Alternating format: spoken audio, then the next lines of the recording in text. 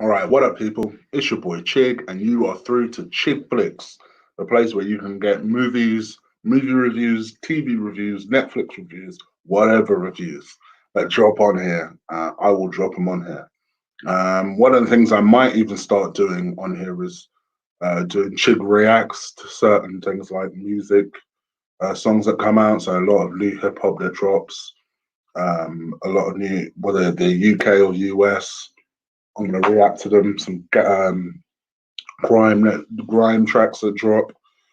I'm gonna do a lot more. So I'm gonna branch the channel out a little bit. So we're gonna have a section that does focuses on music, and then of course we're gonna have a section that focuses on movies.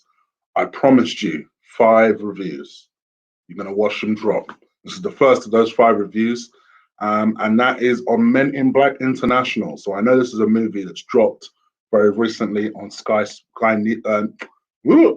Movies. So I figured I'd give my reaction to it. Big up to GT Playboy. I see you in the chat room. And let's just go with this review real quick. So this is the 4th installment in the Men in Black series, starring Tessa Thompson and Chris Hemsworth. For those people who don't know, those were the 2 stars of 4-3. Tremendous chemistry they had in that movie. And we saw the success of what happened in that movie. Going over to this movie was directed by F. Gary Gray. He's the person that directed the most recent Fast and Furious. Was it the most recent one?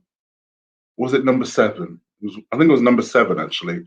And he also directed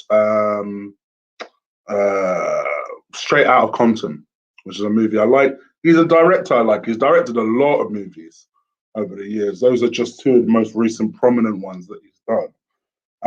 So I had a lot of expectation when I heard that they were going to reboot the Men in Black series. It didn't feel like a series that necessarily earned or needed a reboot. But when I saw this film last year, and I've obviously rewatched the film since for you guys to give you the most latest up-to-date thoughts, just to see if I'd changed my mind on it. And I had a lot of expectation going into the movie. I really like Chris Hemsworth. I really like Tessa Thompson. I think she's gorgeous. So, and plus it had an all-star cast. Liam Neeson was in it. Rebecca Ferguson was in it. Camille Namanaji was in it. I can never say his name properly. So they had some real. Emma Thompson was in it. So it had some real heavyweight stars in it. It had some real heavyweight actors in it. So I was thinking to myself, okay, cool, this could be a decent movie. It's not great.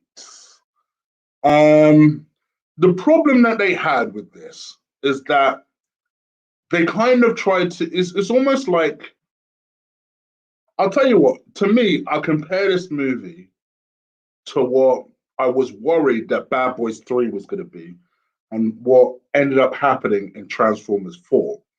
In Transformers 4, they clearly went with a new character. So I think the whole idea was to kind of reboot the series, make it a fresher series. There's always money in Transformers, you know? And they kind of figured, okay, cool, well, we'll get new everything. We'll get new writers, new actors. We won't even acknowledge what happened previously, and it'll be a new feel. The problem is they didn't replace one key thing, and that was the director. It was still Michael Bay in Transformers 4. Transformers 4 is the worst movie out of the 5. I don't care. People say number 5 is. For me, number 4 is. Number 4 was just a never-ending movie. I remember watching that movie thinking, flipping heck, are we not done yet? Is this still not done yet? At some point, I will review the Transformers series and you guys will see what I'm talking about. Oh, that movie was hard to get. It was a grind to get through. And then when I went into Bad Boys, my worry is, again, with that Michael Bay association, if Michael Bay is doing this movie, I am worried. Michael Bay didn't do this movie, and you saw the difference. You know, it wasn't a case of just ignoring everything that Michael Bay did in the first 2 movies. The directors in that movie acknowledged it. They even did camera shots to acknowledge it. they respected the first two, but they put a nice refresh, refurb on that movie. So with Gary Gray, I should say, I was expecting that to happen in this movie, and it just felt like the same shit. And the worst thing about it is, it felt like the same shit without the best component of the first three movies, and that's Will Smith. If you don't have Will Smith, I could even live without Tommy Lee Jones. You don't have Will Smith in the movie, but you're making a Will Smith Men in Black movie. That was half the problem. It was half the problem. And I feel like, to me, I really wanted to like the movie. Like I said, I really like the two leads. But for me, everything about that movie let the two leads down.